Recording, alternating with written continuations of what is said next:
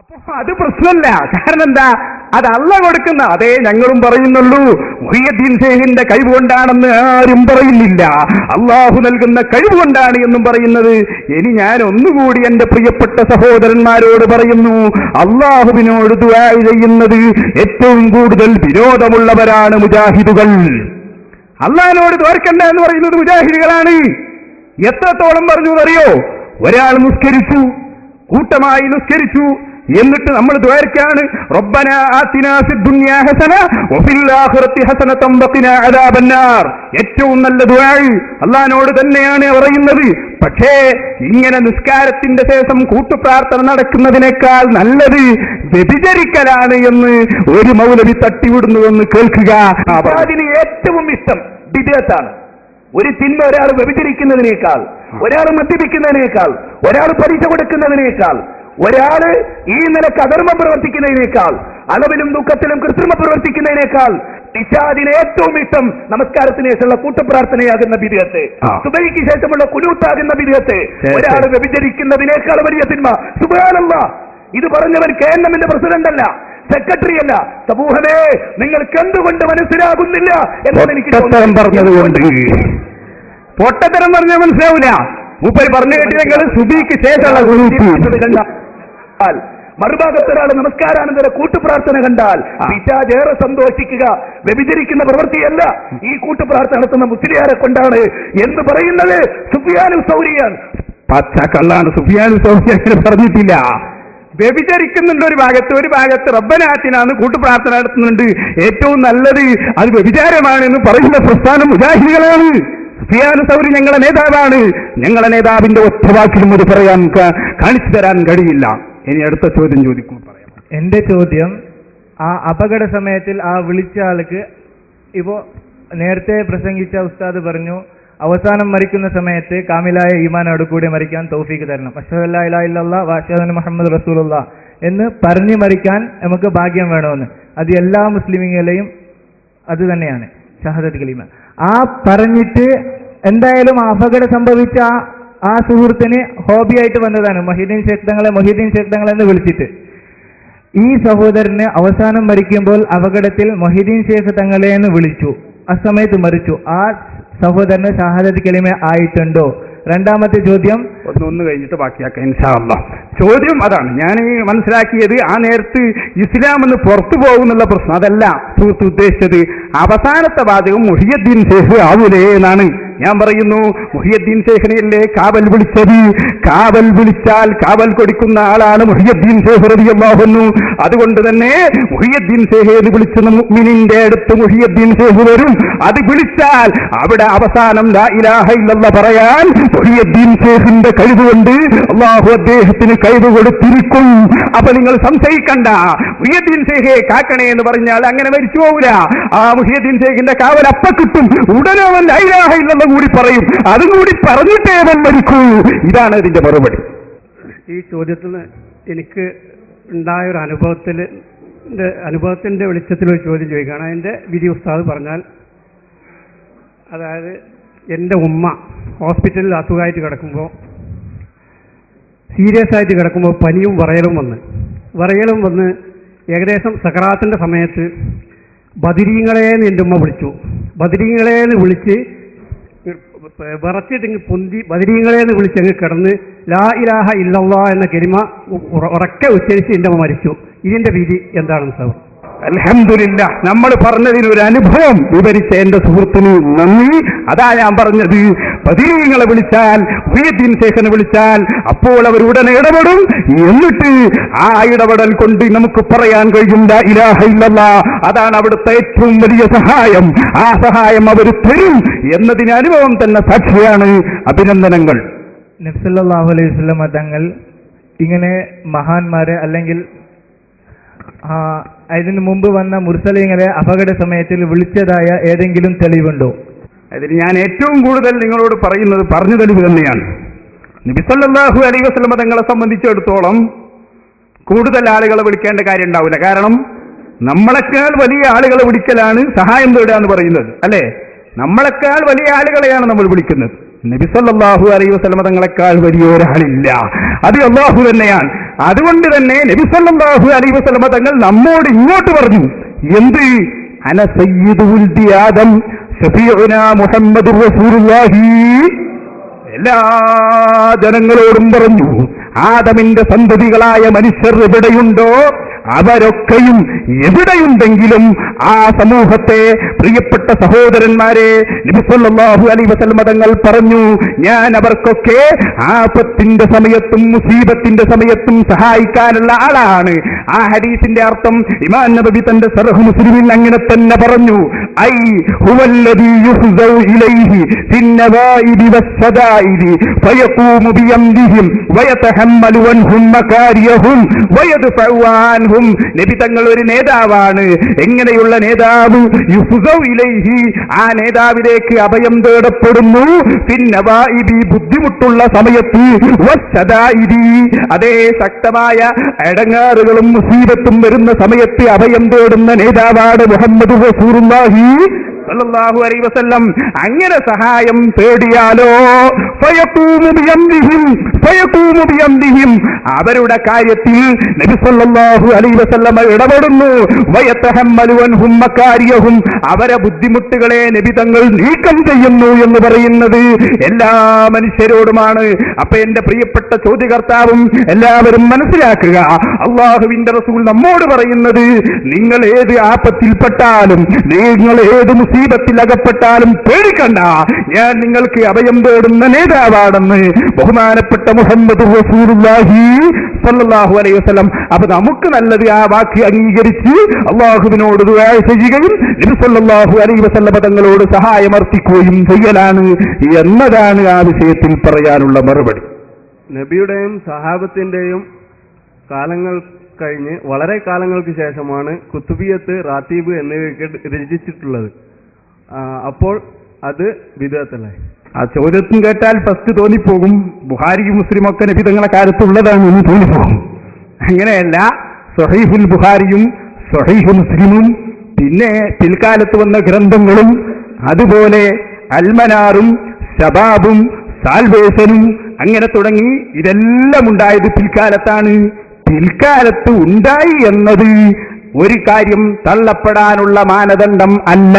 പക്ഷേ പിൽക്കാലത്ത് ഉണ്ടാവുകയും മാ ഖാലഫ കിതാബൻ ഔ സുന്നതൻ ഔ അസറൻ ഔ ഇജ്മാഅൻ, ഖുർആനിനോടോ സുന്നത്തിനോടോ ഇജ്മാഇനോടോ ഖിയാസിനോടോ എതിരാവുകയും ചെയ്താൽ അതാണ് തള്ളപ്പെടേണ്ടത്. ഇമാം ശാഫിഈ റളിയല്ലാഹു അൻഹു പറഞ്ഞു, ഇമാം ഇബ്നു ഹജറുൽ അസ്ഖലാനി കുല്ലു ബിദ്അത്തിൻ ദലാല, എല്ലാ ബിദ്അത്തും ദലാലത്താണെന്ന് പറഞ്ഞതിന്റെ വ്യാഖ്യാനത്തിൽ തന്റെ സ്വഹീഹുൽ ബുഖാരിയുടെ വ്യാഖ്യാന ഗ്രന്ഥമായ ഫത്ഹുൽ ബാരിയിൽ അത് രേഖപ്പെടുത്തുകയും ചെയ്തു. അവ പറയുന്നത് ചോദ്യകർത്താക്കൾ നിർബന്ധമായും മറുപടി ശ്രദ്ധിച്ചിരിക്കണം. സുന്നത്ത് ജമാഅത്താണ് ശരിയെന്ന് നിങ്ങൾക്ക് ബോധ്യപ്പെട്ടാൽ തിരിച്ചു വരണം. ഞാൻ പറയുന്നത് ആഖിറത്തിന്റെ വിഷയമായതുകൊണ്ട് ആരും മടി കാണിക്കേണ്ടതില്ല. ഇൻഷാ അല്ലാഹ് വ്യക്തമായി തന്നെ പറയുന്നു, അഹ്ലുസുന്നത്തി വൽ ജമാഅയുടെ ആശയങ്ങളെ ചോദ്യം ചെയ്യാനോ മറുപടിയില്ലാത്ത രൂപത്തിൽ ആ രൂപത്തിലുള്ള ചോദ്യം ഉന്നയിക്കാൻ പോലും ഒരു പ്രസ്ഥാനത്തിനും ലോകത്തിന് കഴിയില്ല. കാരണം ഇത് അഹ്ലുസുന്നത്തി വൽ ജമാഅയാണ്. അതുകൊണ്ട് ആവർത്തിച്ചു പറയുന്നു, കുതുബിയത്തും മൗലിദുമൊക്കെ പിന്നെ ഉണ്ടായതാണ് എന്ന് പറയുന്ന എല്ലാവരോടും പറയുന്നു, പിന്നെ ഉണ്ടായി എന്നത് തള്ളപ്പെടാനുള്ള കാരണമല്ല. ആ സംഗതിയിലുള്ളത് എന്താണ് എന്ന് മനസ്സിലാക്കണം. നബി സല്ലല്ലാഹു അലൈഹി വസല്ലം തങ്ങളുടെ ഖബർ എത്ര പൊക്കമാണ് ഉള്ളത്? അത് നിങ്ങൾ ഉദാഹരണ സമയത്ത് വിവരിക്കുക, തെളിവ് സമയത്ത് വിവരിക്കുക. നബി സല്ലല്ലാഹു അലൈഹി വസല്ലം തങ്ങളുടെ ഖബർ എത്ര പൊക്കമാണ് ഉള്ളത് എന്നാണ് എന്റെ സുഹൃത്ത് ചോദിക്കുന്നത്.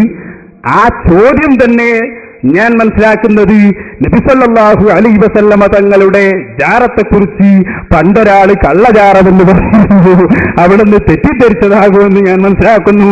അള്ളാഹുവിന്റെ റസൂലിന്റെ ഖബർ കണ്ട് പഠിച്ച ആളുകൾ തന്നെ നബി സല്ലല്ലാഹു അലൈഹി വസല്ലമ തങ്ങളുടെ ഖബറിനെ കുറിച്ച് അറേബ്യയിൽ നിന്നിറങ്ങുന്ന പത്രങ്ങളിൽ പോലും അതിനെക്കുറിച്ചുള്ള റിപ്പോർട്ടുകൾ വന്നിട്ടുണ്ട്. ഞങ്ങളെ സംബന്ധിച്ചിടത്തോളം ഒറ്റ വാക്കാണ് പറയാനുള്ളത്, ഖബർ കെട്ടിപ്പൊക്കാൻ പറ്റുമോ ഇല്ലേ എന്നത് ഖുർആനിന്റെയും സുന്നത്തിന്റെയും അടിസ്ഥാനത്തിൽ രേഖയുണ്ടോ എന്നതാണ് അഹ്ലുസുന്നത്തി വൽ ജമാഅയെ സംബന്ധിച്ചിടത്തോളം ഏറ്റവും പ്രധാനമായ വസ്തുത.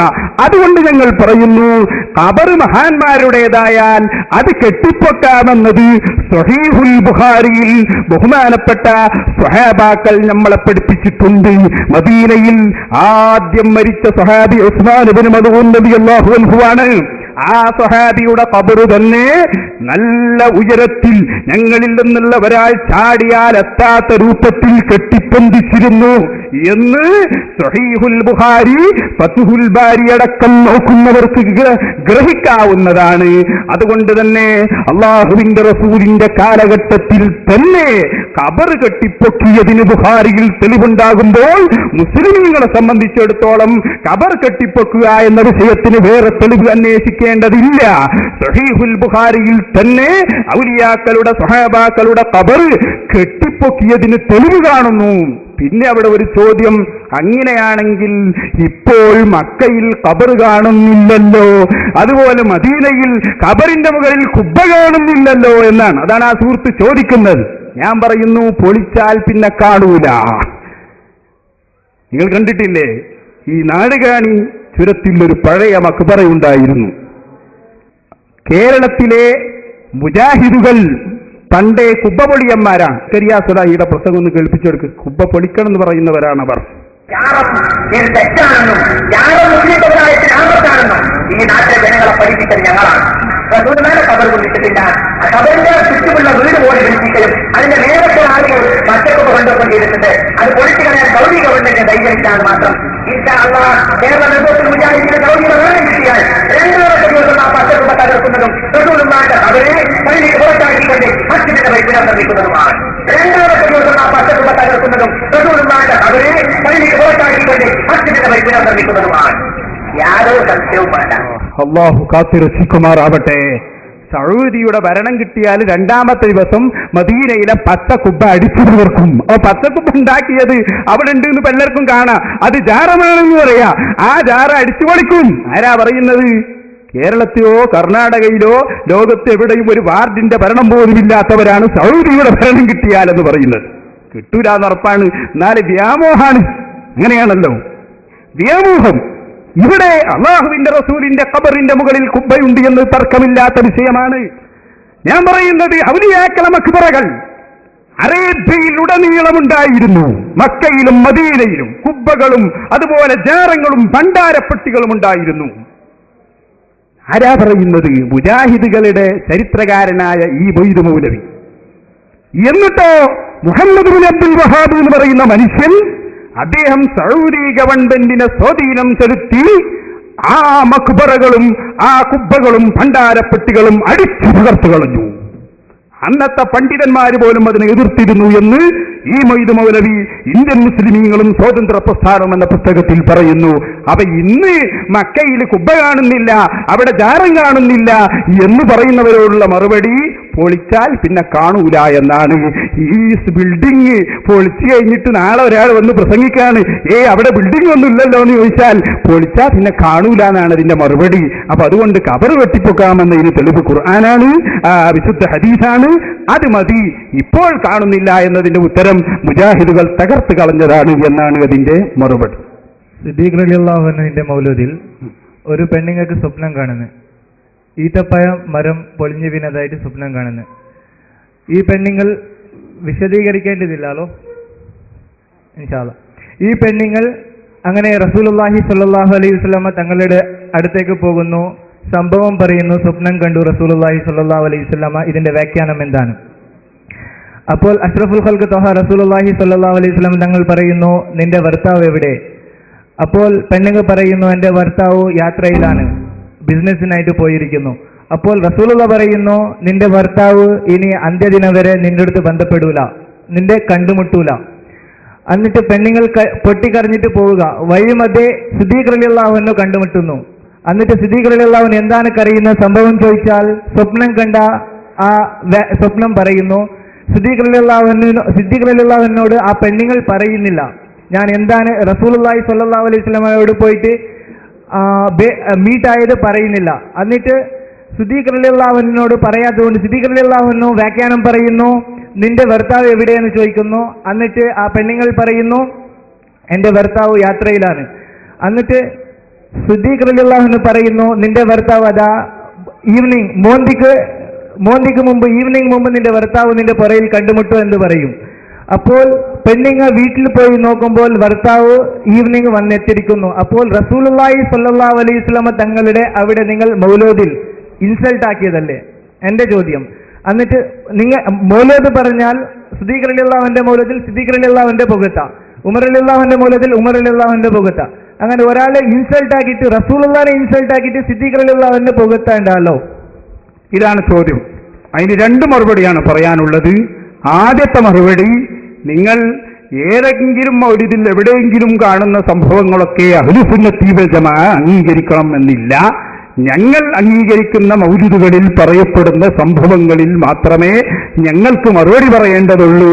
ആരെങ്കിലും മൗലിദ് എന്ന പേരിൽ ഒരു പുസ്തകത്തിൽ അച്ചടിച്ചു വിട്ടതിനൊക്കെ മറുപടി പറയേണ്ട യാതൊരു കാര്യവും ഞങ്ങൾക്കില്ല എന്നാണ് ഒന്നാമതായിട്ടുള്ള മറുപടി. ഇനി മൈക്ക് കൊടുക്കുക, സുഹൃത്തിന് എന്താ പറയാനുള്ളത് നോക്കാം.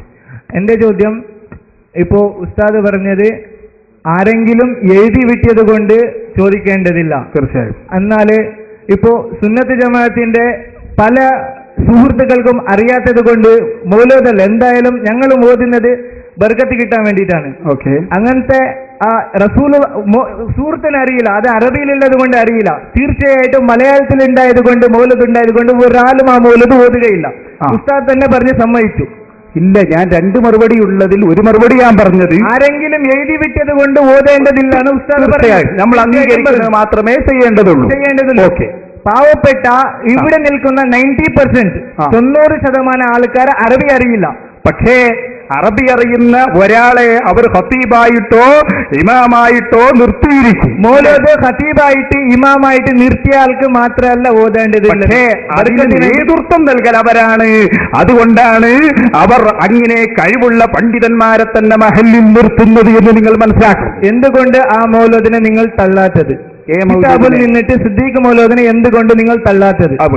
നിങ്ങൾ സിദ്ദീഖ് മൗലൂദ് എല്ലാ സിദ്ദീഖ് മൗലൂദും അതില്ല, അത് നിങ്ങൾ തെറ്റിദ്ധരിച്ചതാണ്. അത് വളരെ ചുരുങ്ങിയ ചില മൗലിദുകളിൽ മാത്രമാണ് ഉള്ളത്. ഞങ്ങൾ സാധാരണ ഓതുന്ന സബീന നിങ്ങൾ എടുത്തു നോക്കുക, അത് നിങ്ങൾക്കത് കാണാൻ കഴിയില്ല. പിന്നെ വേറൊന്നും കൂടി പറയാം, മുജാഹിദുകളാണ് ഏറ്റവും കൂടുതൽ മൗലിദുകൾ അച്ചടിച്ചു വിട്ട് കാശാക്കുന്നത്. തിരൂരങ്ങാടി പ്രസ്സും അതുപോലെ പല പ്രസ്സും നടത്തുന്നത് മുജാഹിദുകളാണ്. അവരാണ് ശിർക്ക് വിറ്റ് കാശാക്കുന്നത്.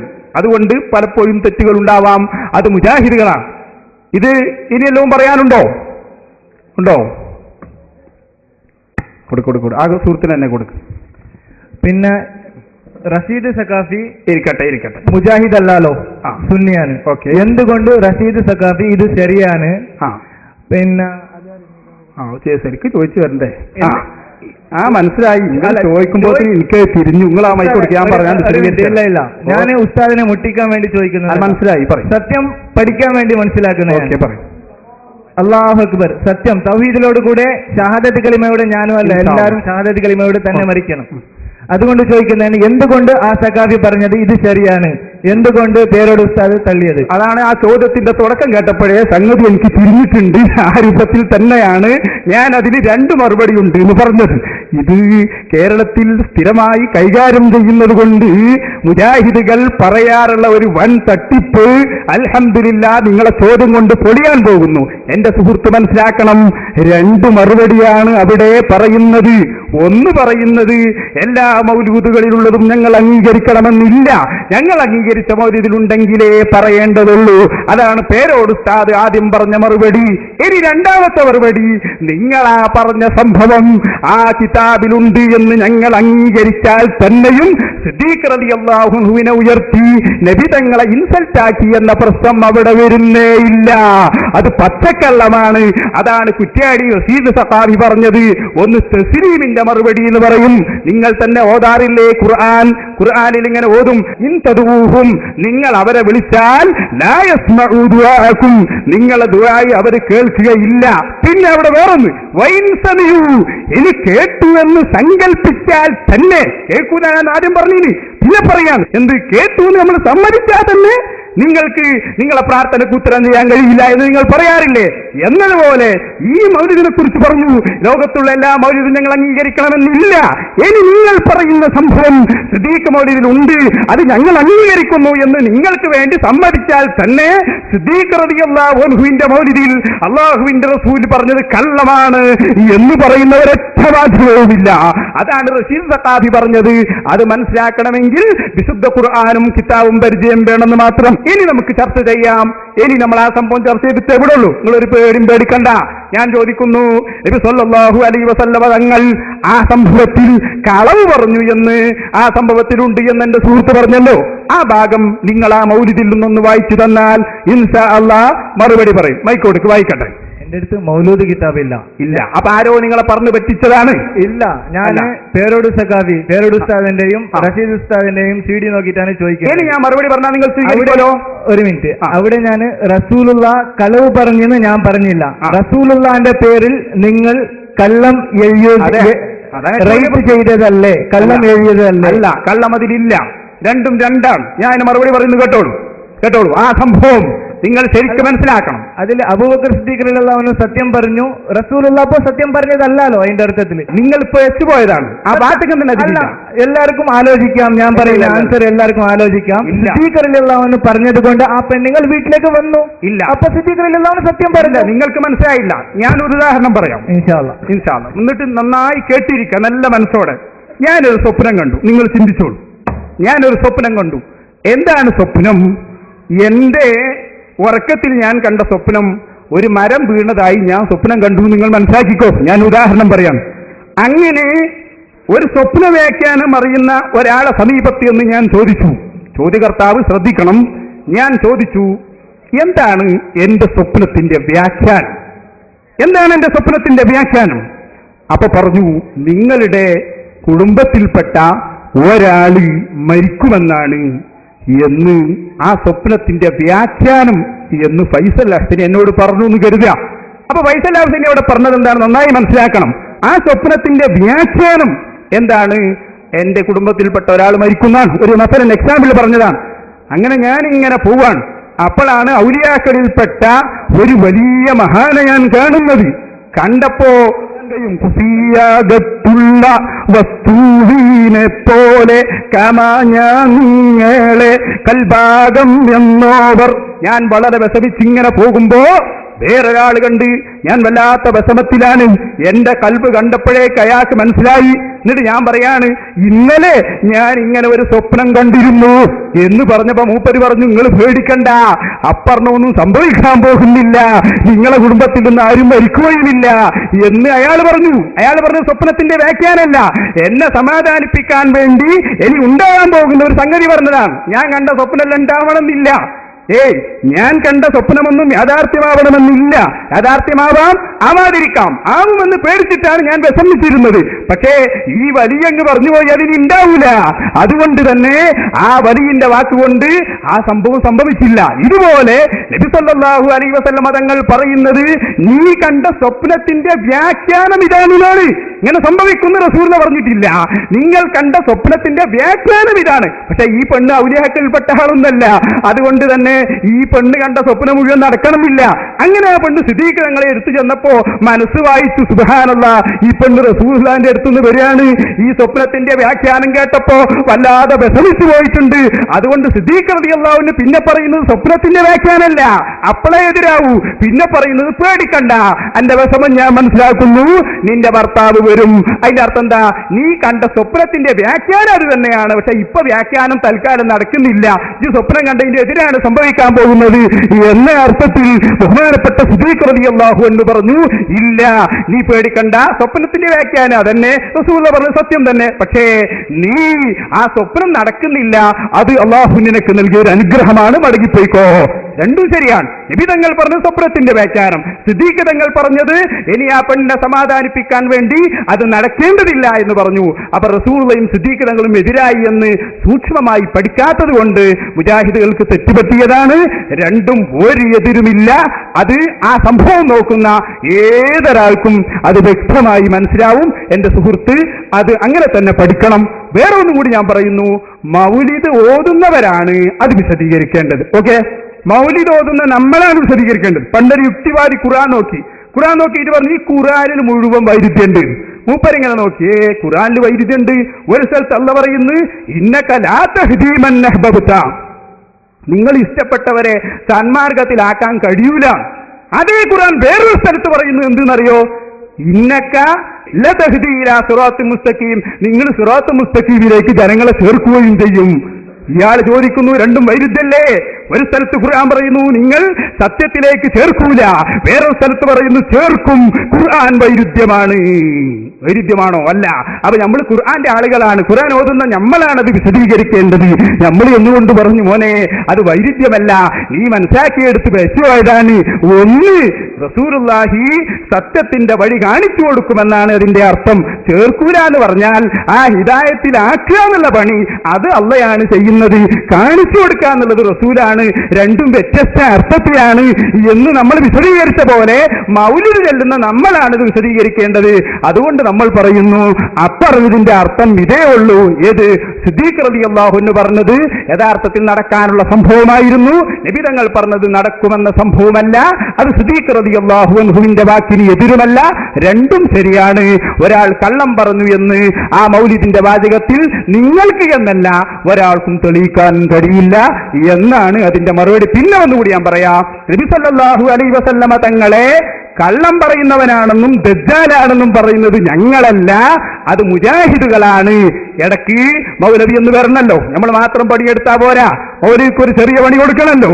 അതുകൊണ്ട് മുജാഹിദുകളുടെ നേതാവായ കെ വി അബ്ദുൽ ലത്തീഫ് മൗലവി അയാൾ പറയുന്നു അള്ളാന്റെ റസൂല്, നിങ്ങൾ ഈ റസൂലുള്ളാഹ് എന്നല്ല പറയാ, ശരിക്ക് റസൂലുള്ളാഹ് എന്നല്ല നിങ്ങൾ പറയാ. നബിതങ്ങളെ കഥ അറിഞ്ഞ ഏറ്റവും കുരുത്തം കെട്ട ആളാണ് നബിതങ്ങൾ ഞങ്ങൾ പറയാ. മാത്രല്ല ശരിക്ക് പറയാൻ ഈ ദജ്ജാലാന്ന് പറയേണ്ടി വരും എന്നുവരെ കേരളത്തിലെ മുജാഹിദുകൾ പ്രസംഗിച്ചു. അവരെയാണ് റസൂലുള്ളാഹിനെ ഇകഴ്ത്തിയവർ. എന്റെ ഭാഷയിലല്ല, പറയട്ടെ കെ വി അബ്ദുൽ ലത്തീഫ് മൗലവി തന്നെ അല്ലേ? പ്രസരിക്കുന്നതിന് 2 മാസം മുമ്പ് തന്നെ ഭൂതലം വിട്ടുപിരിഞ്ഞു പിതാവ് നബിയെ പറ്റി. നമ്മളാണ് എന്ത് പറയും? ചെക്കന്റെ വയറ്റിൽ ഊറിയപ്പോഴേക്കും തന്ത തെറിച്ചു സുബ്ഹാനല്ലാഹ്. അവിടെ നിന്ന് കടന്നു. പിന്നെ 6 വയസ്സായപ്പോഴേക്കും ഉമ്മയും പോയി, മിനി ബാപ്പിയും പോയി. പിന്നെ തൊഴിലൊക്കെ അബ്ദുൽ മുത്തലിബും പോയി, അബൂതാലിബും പോയി. ആരൊക്കെ സംരക്ഷിക്കാൻ വരുന്നോ, കഫാല താഴെ എടുക്കുന്നോ ഓരൊക്കെ മരിക്കുകയാണ്.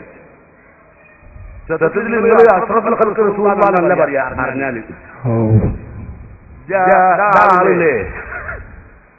നമ്മൾ ചില കുട്ടികൾ ഉണ്ടായാലും നമ്മൾ പറയും മറ്റേ കമ്പനി ഉണ്ടായതും ഈ വീടുണ്ടായതും ഇവൻ ഉണ്ടായാലേ ആ ദജ്ജാലുണ്ടല്ലോ ഉണ്ടായാലേ ഉള്ള പ്രശ്നം മുഴുവൻ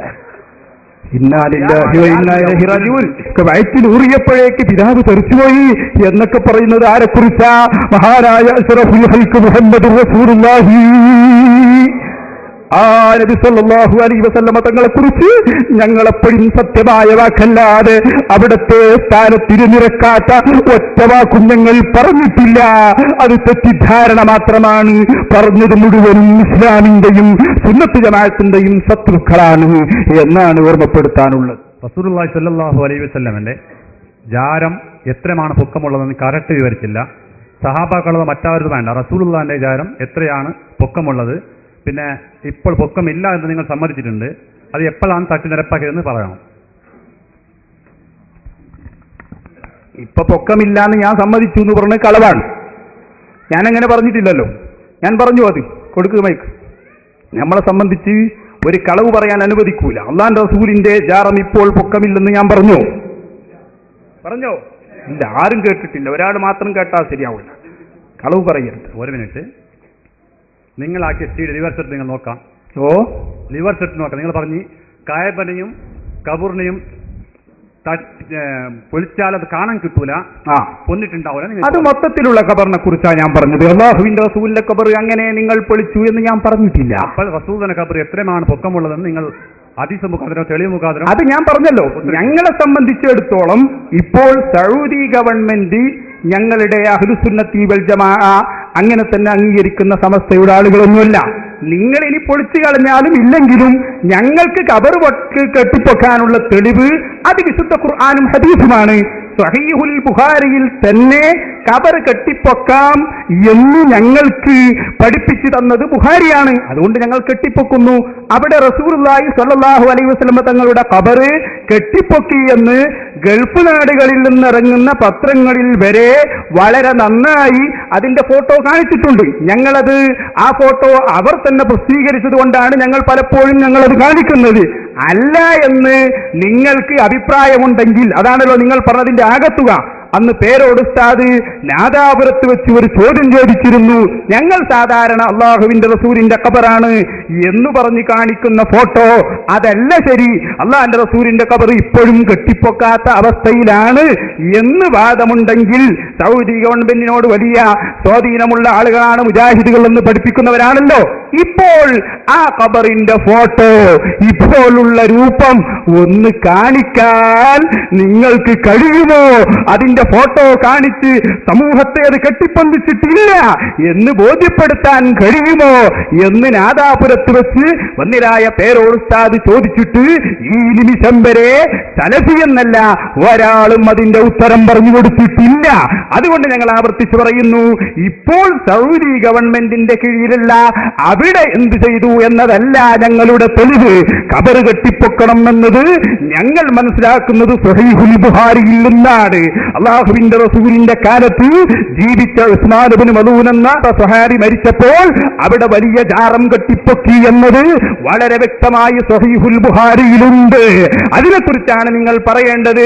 ഒന്നുകൂടി ഞാൻ പറയുന്നു, ഒരു കാര്യം ആർക്കും നിഷേധിക്കാൻ പറ്റൂല. ഇതിപ്പോ നിങ്ങൾ നിഷേധിക്കാൻ നോക്കുന്നുണ്ടെങ്കിൽ ഞാൻ ചോദിക്കട്ടെ, ജാർ എന്ന് പറയുന്നത് ഈ ഖബർ കെട്ടിപ്പൊക്കൽ മാത്ര അല്ല, അതിന്റെ മുകളിൽ എടുപ്പുണ്ടാക്കുന്നതും അതിൽപ്പെട്ടതാണ്. അവിടെ ചുറ്റുമതിൽ കെട്ടുന്നതും അതിൽപ്പെട്ടതാണ്. പറയാൻ കഴിയുമോ നിങ്ങൾക്ക് മദീനയിൽ കുബ്ബയില്ല? പറയാൻ കഴിയില്ല. പച്ച കുബ്ബ അതിനും വഹാബികൾ എതിരാണ്. അതുകൊണ്ടാണ് കുബ്ബ പൊളിച്ചു കളയും എന്നവർ പ്രസംഗിച്ചത്. അപ്പൊ കുബ്ബയുണ്ട് എന്ന തർക്കമില്ലാത്ത വിഷയമാണ്. അതുകൊണ്ട് ഖുർആൻ സുന്നത്തുമാണ് നമ്മുടെ രേഖ. സ്വഹീഹുൽ ബുഖാരിയിൽ തന്നെ ഖബർ കൊട്ടിപ്പൊക്കണം എന്ന് പറഞ്ഞ സ്ഥിതിക്ക് ഇനി മറ്റു കാര്യങ്ങൾ ഞങ്ങളെ സംബന്ധിച്ചിടത്തോളം ഒരു വിഷയമുള്ള കാര്യമേ അല്ല എന്നാണ് ഇതിന്റെ മറുപടി. ഇതിന് സമാനമായ ഒരു സംഭവം ഇമാം മുസ്ലിം റഹ്മത്തുള്ളാഹി അലൈഹി ഉദ്ധരിച്ചതായി നമുക്ക് കാണാൻ സാധിക്കും. ഒരു മനുഷ്യൻ റുബയ്യ റളിയല്ലാഹു അൻഹുവിന്റെ സഹോദരി ഒരു മനുഷ്യനെ പല്ല് പൊട്ടിച്ചു. ഒരു മനുഷ്യനെ എന്തോ ഒരു പ്രയാസം ചെയ്തു. ആ സമയത്ത് നബി സല്ലല്ലാഹു അലൈഹി വസല്ലമ തങ്ങളുടെ അടുക്കലേക്ക് വാദികളും പ്രതികളും തമ്മിൽ പ്രശ്നവുമായി വന്നു. നബി സല്ലല്ലാഹു അലൈഹി വസല്ലമ തങ്ങൾ പറഞ്ഞു, അൽ ഖിസാസ് അൽ ഖിസാസ്. എന്താ ചെയ്യേണ്ടത്? ഖിസാസ് എടുക്കുക തന്നെ, വേറെ മാർഗമൊന്നുമില്ല. ആ സമയത്ത് റുബയ്യ റളിയല്ലാഹു അൻഹുവിന്റെ ഉമ്മ പറഞ്ഞു, യാ റസൂലല്ലാഹ് അയുഖ്തസു വല്ലാഹി ലാ യുഖ്തസു മിൻഹാ അബദാ. ഖിസാസ് എടുക്കുകയാണോ? ഖിസാസ് എടുക്കപ്പെടുകയില്ല, അല്ലാഹുവാണ് ഖിസാസ് എടുക്കപ്പെടുകയില്ല എന്ന് പറഞ്ഞു. ആ സമയത്ത് റസൂലുള്ളാഹി സ്വല്ലല്ലാഹു അലൈഹി വസല്ലം തങ്ങൾ പറഞ്ഞു, റുബയ്യയുടെ ഉമ്മ, അല്ലാഹുവിന്റെ ഖുർആൻ പറയുന്നത് ഖിസാസാൻ എന്ന് പറഞ്ഞു. ആ സമയത്ത് വീണ്ടും ഉമ്മ പറഞ്ഞു, വല്ലാഹി ലാ യുഖ്തസു മിൻഹാ അബദാ. ഖിസാസ് എടുക്കപ്പെടുകയില്ല, അല്ലാഹുവാണ്. ഇപ്പോ എന്നിട്ട് എന്തുണ്ടായി? ഈ റുബയ്യയുടെ സഹോദരി പല്ല് പൊട്ടിച്ച ആ ആളുകൾ അവസാനം ഇവർക്ക് മാപ്പ് കൊടുക്കുകയും അങ്ങനെ റുബയ്യയുടെ ഉമ്മ പറഞ്ഞത് ശരിയായി സംഭവിക്കുകയും ചെയ്തു. ഇവിടെ റസൂലുള്ളാഹി സ്വല്ലല്ലാഹു അലൈഹി വസല്ലം തങ്ങൾ ഖിസാസ് എടുക്കണമെന്ന് പറഞ്ഞു, ഉമ്മ ഖിസാസ് എടുക്കരുത് എന്ന് പറഞ്ഞു. ഇവിടെ നബി സല്ലല്ലാഹു അലൈഹി വസല്ലം തങ്ങളെ മോശപ്പെടുത്തുന്ന ഒരു വിഷയമില്ല. നബി സല്ലല്ലാഹു അലൈഹി വസല്ലം തങ്ങൾ വിധിയാണ് പറഞ്ഞത്, സംഭവിക്കാനിരിക്കുന്ന സംഗതി പറഞ്ഞു ഉമ്മ. റസൂലുള്ളാഹി സ്വല്ലല്ലാഹു അലൈഹി വസല്ലം തങ്ങൾ അതിനെ വാസ്തവീകരിക്കുകയും ചെയ്തു. ഇന്ന ലില്ലാഹി ഇബാദൻ ലൗ അഖ്സമ അലല്ലാഹി ലഅബറ. അള്ളാഹ്ക്ക് ചില അടിമകൾ അങ്ങനെയുണ്ട്, അവരെ മഹത്വം വെളിപ്പെടുത്താൻ വേണ്ടി അവർ പറഞ്ഞത് ശരിയായി സംഭവിപ്പിക്കും. നബി സല്ലല്ലാഹു അലൈഹി വസല്ലം തങ്ങളുടെ മഹത്വം എല്ലാവർക്കും വ്യക്തമാണ്. പക്ഷെ അബൂബക്കർ സിദ്ദീഖ് റളിയല്ലാഹു അൻഹുവിന്റേത് വ്യക്തമാക്കുവാൻ വേണ്ടി അല്ലാഹു തആല കറാമത്ത് കാണിക്കുകയാണ്. അതാണ് അവിടെ സംഭവിച്ചത്. അവിടെ ആരെയും പുകഴ്ത്തലും ഇകഴ്ത്തലും ഈ രൂപത്തിൽ ഇകഴ്ത്തൽ നിങ്ങൾ പറയുന്നത് സംഭവിക്കുന്നില്ല.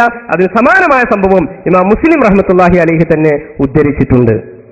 അവിടെ സിദ്ദീഖ് മൗലൂദിൽ കുറച്ച് അങ്ങോട്ട് പോകുമ്പോൾ സിദ്ദീഖ് റളിയല്ലാഹു ജിബ്രീൽ വന്ന് പറയുന്ന സംഭവമുണ്ട്. സിദ്ദീഖ് റളിയല്ലാഹുവിന്റെ വായിൽ കള്ളം വരുന്നത് അള്ളാഹു ലജ്ജിച്ചു. അപ്പോൾ റസൂലുള്ളാഹിന്റെ വായിൽ കള്ളം വരുന്നതോ? അതാണ് എന്റെ ചോദ്യം. അവിടെ നിങ്ങൾ മനസ്സിലാക്കിയെടുത്താണ് തെറ്റ്. സിദ്ദീഖ് റളിയല്ലാഹു അൻഹുവിന്റെ വായയിൽ നിന്ന് കള്ളം വരുന്നത് അള്ളാഹു ലജ്ജിച്ചു എന്ന് പറയുമ്പോൾ വിശ്വാസികൾ മനസ്സിലാക്കണം, അതോടൊപ്പം തന്നെ അതിലേറെ അള്ളാഹുവിന് ലജ്ജയാണ് അള്ളാന്റെ റസൂലിന്റെ വാക്കിൽ നിന്ന് കള്ളം വരൽ. അതുകൊണ്ട് രണ്ടാളുടേതും കള്ളമല്ല എന്ന് തെളിഞ്ഞു. നബി തങ്ങൾ പറഞ്ഞത് വ്യാഖ്യാനമാണ്, സിദ്ദീഖ് തങ്ങൾ പറഞ്ഞത് അവിടെ നടക്കാൻ പോകുന്ന സംഭവമാണ്. വ്യാഖ്യാനം തന്നെ നടക്കണമെന്നില്ല, അവ രണ്ടും സത്യമാണെന്ന് തെളിഞ്ഞു. നിങ്ങൾ പറഞ്ഞത് തന്നെയാണ് ഞങ്ങൾ പറഞ്ഞതിന്റെയും ചുരുക്കം എന്ന് നിങ്ങൾ മനസ്സിലാക്കിയാൽ മതി. അഹ്ലുസുന്നത്തുൽ ജമാഅത്തിൽ തന്നെ സംശയം ചോദിക്കുന്നതോട് കുഴപ്പമില്ലല്ലോ. കാരണം ഈ അഹ്ലുസുന്നത്തുൽ ജമാഅത്തിന്റെ പണ്ഡിതന്മാർ ഏകദേശം ഗൾഫ് നാട്ടിൽ ജോലി ചെയ്യുന്ന ആൾക്കാർ അവിടുത്തെ ഗവൺമെന്റ് നിയമം അനുസരിച്ചിട്ട് 8 റക്അത്ത് തറാവിയാണ് 95% ആൾക്കാർ അവിടെ നിസ്കരിച്ച് വരുന്നുള്ളത്. അതിൻ്റെ ശേഷം 3 റക്അത്ത് വിത്ർ നിസ്കരിക്കും. അത് കഴിഞ്ഞതിൻ്റെ ശേഷം ബാക്കി 12 നിസ്കരിക്കുന്നത് കൊണ്ട് തറാവിന്റെ കൂലി കിട്ടുമോ എന്നുള്ളൊരു സംശയം. തറാവീഹ് 8 ഗൾഫിലെ 95% നിസ്കരിക്കുന്നത് എന്ന് എൻ്റെ സുഹൃത്ത് മനസ്സിലാക്കിയത് ശതമാനത്തിൽ തെറ്റുപറ്റിയിട്ടുണ്ട് എന്ന് നിങ്ങൾ മനസ്സിലാക്കണം. വിശുദ്ധ ഹറമൈനി മദീനയിലും മക്കയിലും 2 ഹറമുകളിലും ഇപ്പോഴും 20 റക്അത്താണ് നിസ്കരിക്കുന്നത്. അവിടെ പോയവർക്കറിയാം, എൻ്റെ സദസ്സിൽ അവിടെ പോയവരുണ്ടാവും. അവിടെ പോകണമെന്നില്ല, ചിലപ്പോ വീട്ടിലിരുന്ന് ടെലിവിഷൻ കണ്ടാലും അതിന്റെ കേസറ്റ് കണ്ടാലും ഒക്കെ എല്ലാവർക്കും അറിയാം. മദീനയിലും മക്കയിലുമാണ് ഏറ്റവും കൂടുതൽ ആളുകൾ തറാവീഹിന് വരുന്നത്. അവിടെ നിസ്കരിക്കുന്നത് 20 അല്ലേ? തർക്കമുണ്ടോ? ഇല്ല.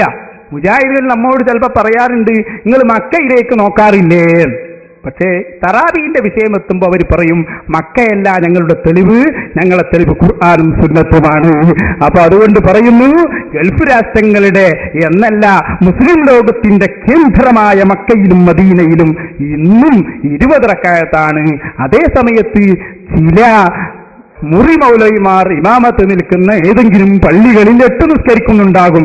സുഹൃത്തിനോട് പറയുന്നു, 8 നിസ്കരിക്കുന്ന ആളുകളെ തുടർന്ന് 8 നിസ്കരിക്കുകയും പിന്നീട് 12 നിസ്കരിക്കുകയും ചെയ്താൽ ഒരിക്കലും അത് തറാവീഹ് ആവുകയില്ല.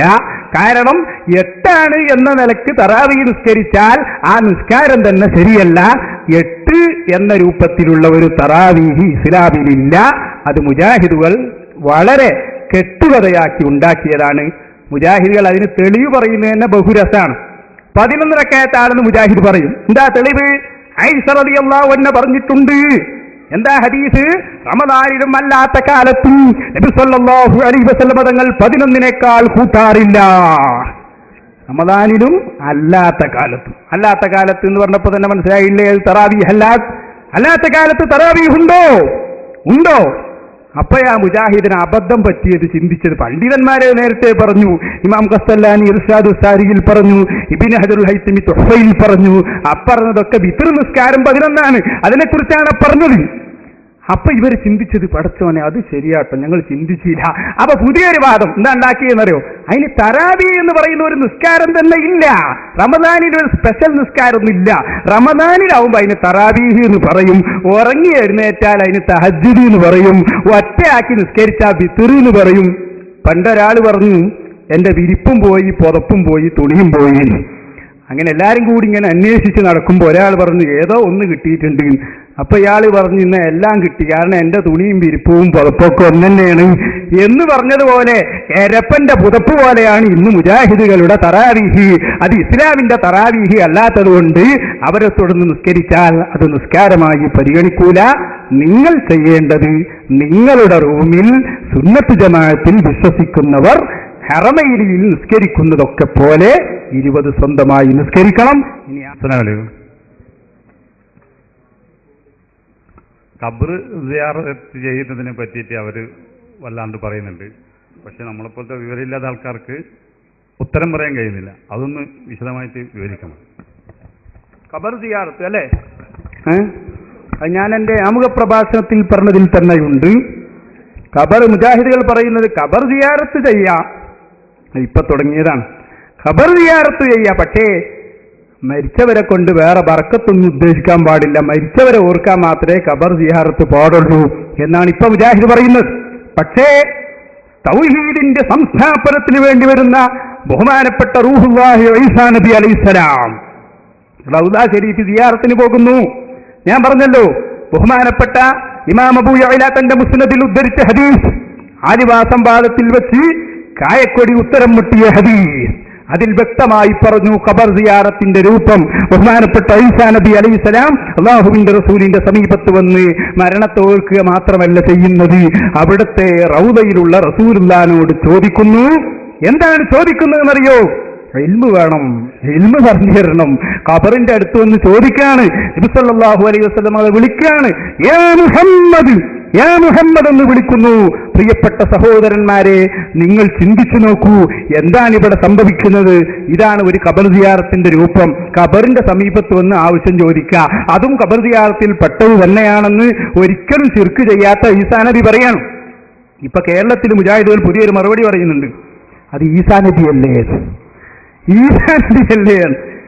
നമ്മൾ പറഞ്ഞു ഇവർക്ക് പണ്ടേ ഈ പറയുന്നതിലൊന്നും ആത്മാർത്ഥതല്ലാണ്. ഇവര് പറയുന്നത് എന്താ? ഖുർആനൊക്കെ ഓതും കേട്ടിട്ടില്ലേ? അള്ളാന്റെ റസൂലിനോട് പോലും അല്ല പറഞ്ഞത് നിങ്ങൾ ശിർക്ക് ചെയ്താൽ നിങ്ങൾ അമല് പൊളിഞ്ഞു പോകുന്നതാണ്. ഇതൊക്കെ പറഞ്ഞ ആൾക്കാർ പിന്നെ പറയാതെ ഈസാ നബി അല്ലേ. ഞങ്ങൾക്ക് പറയാനുള്ളത് ശിർക്ക് എല്ലാവർക്കും ഒന്നാണ്.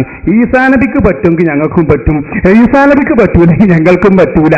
ശിർക്കിന്റെ വിഷയത്തിൽ എന്തില്ല, വേർതിരിവോ പ്രത്യേകതയോ ഇല്ല. നിങ്ങൾക്ക് തിരിയാ പോയതാണ് എന്ന് പ്രത്യേകമായി മനസ്സിലാക്കണം. ഇനി അടുത്ത് ചോദിച്ചു, ഈ മുജാഹിദിന്റെ പള്ളിയിലെ ജുമാക്ക് പോയാല് നിസ്കാരം ശരിയാവോ? എന്താണ് മുജാഹിദുകളുടെ നിസ്കാരം ശരിയാവോന്നാ? അല്ല, മുജാഹിദിന്റെ പള്ളിയിൽ ചുമ്മാ നിസ്കരിക്കാൻ പോയാൽ സുന്നി പോയാൽ ജുമാക്ക് അങ്ങനെ മുജാഹിദ് പള്ളിയിലേക്ക് സുന്നികൾ പോയാൽ ശരിയാവുമെന്ന് നന്നായി ശ്രദ്ധിക്കണം. അവിടെ ഒറ്റയ്ക്ക് നിസ്കരിക്കുകയാണ് വേണ്ടത്. പോലത്തെ നിസ്കാരം തന്നെ ആകുന്നില്ല. കാരണം എന്താ? ആദ്യം തന്നെ വന്നിട്ട് അല്ലാഹു അക്ബർ, ഇതാണല്ലോ ഒന്നാമത്തെ വചനം. അള്ളാഹ് എന്ന് പറയുമ്പോൾ ഓരുദ്ദേശിക്കുന്ന അള്ള ഏതാണെന്ന രംഗക്ക് ആകാശത്തിന്റെ മുകളിൽ കസേരയിട്ടിരിക്കുന്ന ഏതോ ഒരു സാധനം, അത് അക്ബർ എന്നാ പറയുന്നത്. പിന്നെ നിസ്കാരം ഉണ്ടോ ശരിയാവുന്നു? ഒരിക്കലുമില്ല. ഇയാൾ പറയുന്നുണ്ട് സക്കരിയ സലാഹി അള്ളാഹു തആലാന്റെ രണ്ട് കൈയും ആദ്യം എഴുതി അള്ളാഹു തആല ആകാശത്തിന്റെ മുകളിലാണ്.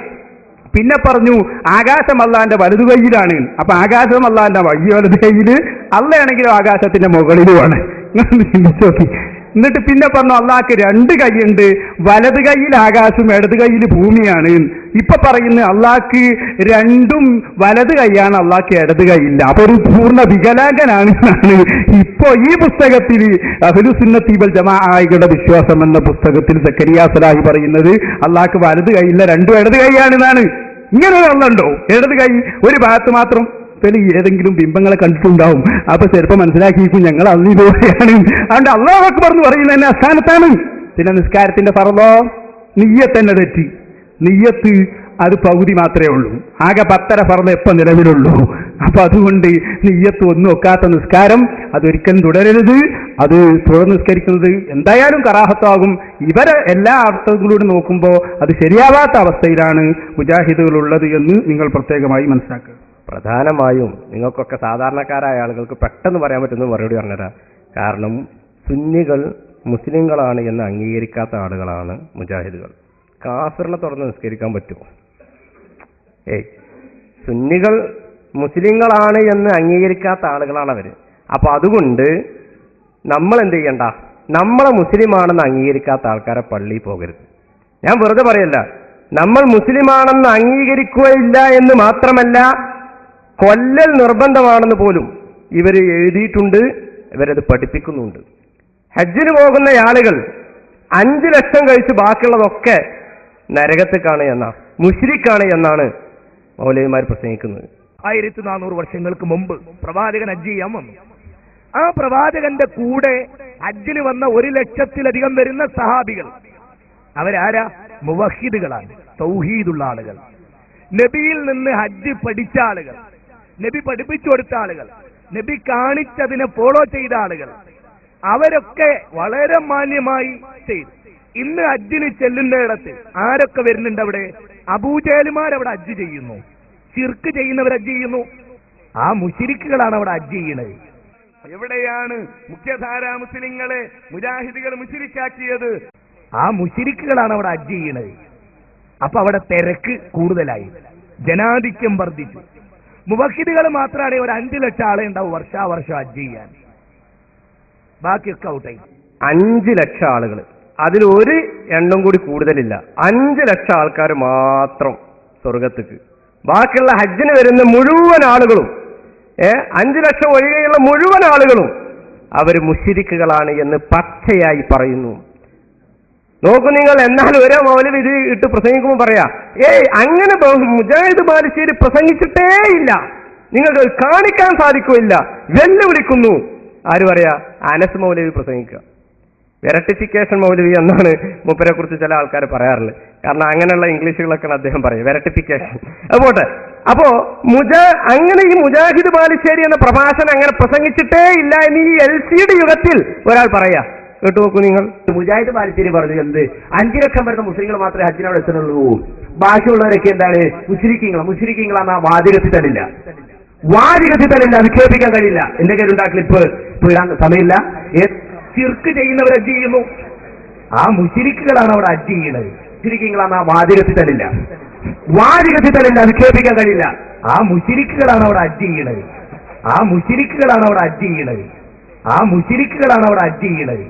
എന്താ വെറുതെയാണോ? റസൂലുള്ളാഹി സ്വല്ലല്ലാഹു അലൈഹി വസല്ലം തങ്ങൾ ഇവരെ മനസ്സിലാക്കാൻ വേണ്ടി നല്ലൊരു അടയാളം നമുക്ക് പറഞ്ഞു. സയകൂനു ഫീ ആഖിരിസ് സമാനി ദജ്ജാലൂന കസ്സാബൂൻ. പച്ചക്കള്ളം പറയുന്ന ചില ആളുകൾ അവസാന നാളിൽ വരും. യഅതൂനകും ബിമാനം തസ്മഉ അൻതും വലാ ആബാഉകും. നിങ്ങളോ നിങ്ങളുടെ പിതാക്കന്മാരോ കേട്ടിട്ടില്ലാത്ത നവീനവാദവുമായി നിങ്ങൾക്കിടയിലേക്ക് അവർ കടന്നു വരുന്നതാണ്. സുന്നികൾ മുഴുവൻ മുശ്രിക്കുകളാണ്. മുശ്രിക്കുകളായ സുന്നി സമൂഹത്തിലാണ് നമുക്ക് ദഅവ നടത്താനുള്ളത് എന്ന് മുജാഹിദ് ബാലുശ്ശേരി പ്രസംഗിക്കുന്നു. മുശ്രിക്കുകളായ സുന്നി സമൂഹത്തിനിടയിലാണ്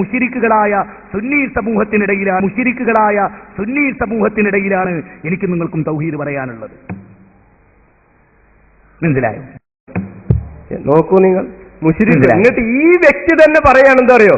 റസൂലുള്ളാഹി സ്വല്ലല്ലാഹു അലൈഹി വസല്ലം തങ്ങൾ സുന്നിയാണ്, നമുക്ക് നബി സുന്നിയാണല്ലോ, നമുക്കത് മതി. കേട്ടോക്കൂ നിങ്ങൾ. 5. സത്യത്തിൽ നിങ്ങൾ ആലോചിച്ച് നോക്ക്. നബി സല്ലല്ലാഹു അലൈഹി വസല്ലം ഒരു വഹാബിയ അല്ലല്ലോ, അല്ലേ? അല്ലല്ലോ. നബി സല്ലല്ലാഹു അലൈഹി വസല്ലം ഒരു സുന്നിയൻ. ഞാൻ അഭിപ്രായക്കാരനാണെന്ന് മൂപ്പർ നമ്മളെ ഉദ്ധരിക്കുന്നല്ല. ഞാൻ അഭിപ്രായക്കാരനാണ്. എന്നാ ആ അഭിപ്രായം അനുസരിച്ചാണ് ജീവിച്ചാൽ മതി മനുഷ്യന്മാരെ. അതാണ് നിങ്ങളോട് എനിക്ക് പറയാനുള്ളത്. നോക്കൂ നിങ്ങൾ. കാന്തപുരം ഉസ്താദിന്റെ പേര് പറഞ്ഞുകൊണ്ട് അബൂജഹലുകളുടെ നേതാവാണ് എന്ന് മുജാഹിദ് ബാലുശ്ശേരി പ്രസംഗിച്ചു. എന്തൊരു അപകടകരമായ വാദമാണിത്. അബൂജഹൽ വന്നു എന്ന് വിചാരിക്കും ഇവിടെ കേരളത്തിൽ. നേരെ മർക്കസ് സക്കാഫത്ത് സുന്നിയിലേക്ക് കയറി ചെല്ലും. അസ്സലാമു അലൈക്കും ഷെയ്ഖുന കാന്തപുരം അല്ലേ? ഞാൻ അബൂജഹൽ.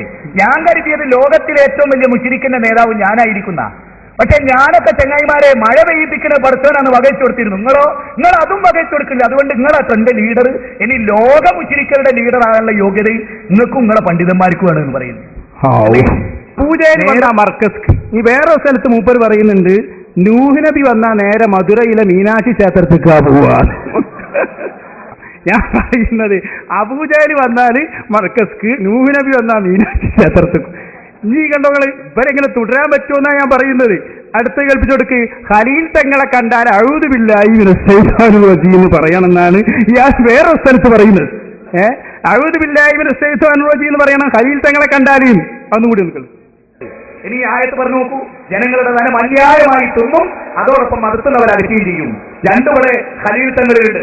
അതുകൊണ്ട് അദ്ദേഹത്തെ കാണുമ്പോ ഔദു ബില്ലാഹി മിനശ് ശൈത്താനിർ റജീം എന്ന് ചൊല്ലിക്കൊള്ളി. ലോകം നന്നാവട്ടെ, കേരളം നന്നാവട്ടെ. അല്ലേ? ഇനി നിങ്ങൾ നോക്ക്. ഫിനീസ് ഒക്കെ കാണിക്കാൻ പോവാണ്. ഞാൻ പറയും ഇവരെ തുടരാൻ പറ്റില്ലല്ലോ. ഖലീൽ തങ്ങളടക്കമുള്ള എല്ലാ ആളുകളെയും ചങ്ങലക്കിടണമെന്ന് വേറൊരു സ്ഥലത്ത് പറയുന്നുണ്ട്. കാരണം എന്താ അറിയോ? ഇവര് തൗഹീദ് പറഞ്ഞു നോക്കി. എത്ര തൗഹീദ് പറഞ്ഞിട്ട് ഒക്കണില്ല. എല്ലാ സംഭവത്തിനും പൊട്ടുകയാണ്, എല്ലായിടത്തും തകരാണ്.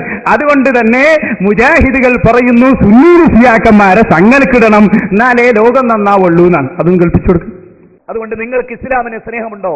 ഒരുപാട് കാലത്തേക്ക് കുറെ മുസ്ലിയാക്കന്മാരെ ചങ്ങലിൽ കെട്ടിയിട്ട് തിന്നാനും കുടിക്കാനും കൊടുക്കുക, കുളിപ്പിക്കുകയും ഡ്രസ്സ് മാറ്റി കൊടുക്കുകയും ചെയ്യുക.